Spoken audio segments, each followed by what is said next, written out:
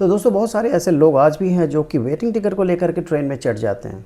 क्या रेलवे इसकी अनुमति देता है?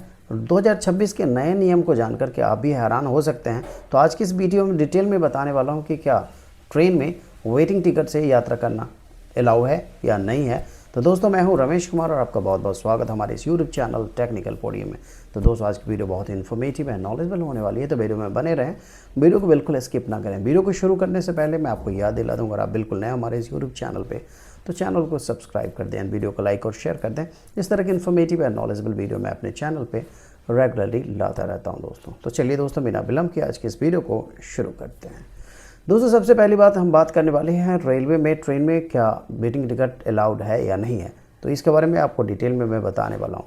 सबसे पहले दोस्तों जब भी आप ट्रेन टिकट की बुकिंग करते हैं तो दो तरीके से आप बुकिंग करते हैं, दो प्रकार की आपकी टिकट होती है। एक तो ऑनलाइन टिकट होती है जो कि आप अपनी ट्रेन की ticket online application, third party application से कराते हैं या फिर एजेंट के पास जाकर के अपनी ट्रेन टिकट की बुकिंग कराते हैं। दूसरा ऑप्शन ये होता है कि आप रेलवे रिजर्वेशन काउंटर जाते हैं या फिर आप क्या करते हैं रेलवे स्टेशन जाकर के काउंटर पे लाइन लगते हैं और वहाँ पर आप अपनी ट्रेन टिकट की बुकिंग करते हैं। पर दोनों सिचुएशन में क्या होता है, आपको दोनों सिचुएशन में आपको ट्रेन टिकट की जो है वो वेटिंग में हाथ लगती है और चार्ट की प्रिपरेशन तक आपकी जो दोनों टिकट है कंफर्म नहीं हो पाती है।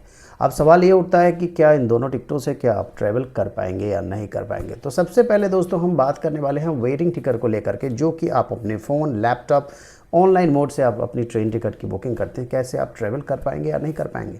दोस्तों सबसे पहली बात, अगर आप अपनी ट्रेन तो अपनी जर्नी अगर वेटिंग टिकट से करते हैं, ऑनलाइन वेटिंग टिकट से, तो अगर चार्ट की प्रिपरेशन हो जाती है और आपकी टिकट रिमेंस वेट लिस्टेड रह जाती है तो ये ऑटोमेटिकली इस टिकट को कैंसिल कर दिया जाता है। रेलवे खुद ही इसे कैंसिल करता है और आपका रिफ़ंड 2 से 4 वर्किंग डेज़ में आपके अकाउंट में, आपके खाते में, जहां से आपने अपनी टिकट बुक करने के लिए आपने पेमेंट की होगी, वहीं पे आपका पैसा आपको 2 से 4 वर्किंग डेज़ में आपको देखने को मिल जाता है। अब हम बात करने वाले हैं, अगर आपको इस पैसे का रिफ़ंड आपको मिलता है, अगर उसी टिकट से अगर आप ट्रैवल करते हैं तो आप विदाउट टिकट माने जाएंगे। ऐसे टिकट से ऑनलाइन मोड वाले जो टिकट होते हैं जो कि रिमेंस वेट लिस्ट रह जाते हैं चार्ट प्रिपरेशन के टाइम भी, ऐसे टिकट से बिल्कुल आप यात्रा नहीं कर सकते हैं। कुछ ऐसे पैसेंजर होते हैं ऐसी टिकट के साथ यात्रा करते हैं। तो मैं आपको बता दूं, अगर आप ऑनलाइन वाली टिकट से अगर यात्रा करते हुए पाए जाते हैं, पकड़े जाते हैं, तो आपके ऊपर बहुत ही भारी पेनाल्टी लगाई जाएगी दोस्तों। अब बता दूँ फ़ाइन का क्या कैसे लगाया जाए अगर आप पाए जाते हैं, अगर आप पकड़े जाते हैं अगर ऑनलाइन टिकट के साथ अगर ट्रेन में, तो क्या कुछ आपके ऊपर चार्ज किया जाएगा, फ़ाइन और किराया क्या लिया जाएगा। तो इसके बारे में मैं आपको बता देता हूं।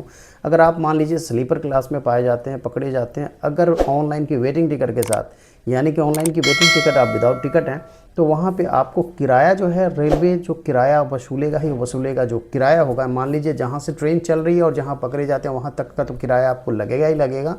और उसके साथ ही अगर आप स्लीपर क्लास में पकड़े जाते हैं तो वहाँ पे आपको सीधे 250 रुपये का फ़ाइन भी लगाया जाएगा और ट्रेन से भी उतार दिया जाएगा दोस्तों। तो ये कुछ रूल्स है रेलवे में वेटिंग टिकट से यात्रा करने के, अगर आपकी टिकट ऑनलाइन है। अब यहीं पे अगर आप एसी क्लास में ट्रैवल कर रहे हैं दोस्तों, मान लीजिए first AC, second AC, third AC में, अगर आप उसी ऑनलाइन वाले मोड वाले टिकट से अगर आप ट्रैवल कर रहे हैं और वहाँ पर अगर आप पकड़े जाते हैं, तो जो किराया होता है, जो फेयर होता है, टिकट फेयर, जहाँ से ट्रेन खुलती है जहाँ पकड़े जाते हैं वहाँ तक का किराया लगेगा और उसके बाद 440 रुपये का फ़ाइन भी लगेगा और अब उसके बाद आपको ट्रेन से उतार दिया जाएगा। यानी कि अगर आपके पास ऑनलाइन की जो टिकट है और टिकट अगर चार्ट प्रिपरेशन के बाद भी कंफर्म नहीं होती है तो उस टिकट से बिल्कुल आप ट्रैवल कर ही नहीं सकते हैं दोस्तों। अब हम बात करने वाले हैं काउंटर की वेटिंग टिकट के, जो कि आपको मैंने पहले ही बता दिया है कि अगर आप काउंटर पे जाते हैं, वहाँ पे अपनी ट्रेन टिकट की बुकिंग करते हैं और वहाँ पे आपको वेटिंग टिकट मिलती है और चार्ट प्रिपरेशन के बाद भी आपकी टिकट वेट लिस्टेड रह जाती है, तो ये इस टिकट के साथ जर्नी करने के क्या कुछ रूल्स हैं तो ये भी जान लीजिए आप। तो इसमें क्या होने वाला, अगर आप काउंटर की टिकट से, अगर वेटिंग टिकट से भी अगर आप यात्रा करते हैं, रिज़र्व कोच में पाए जाते हैं, तो वहाँ भी आपको रिज़र्व कोच में यात्रा करना बिल्कुल अलाउड नहीं है दोस्तों।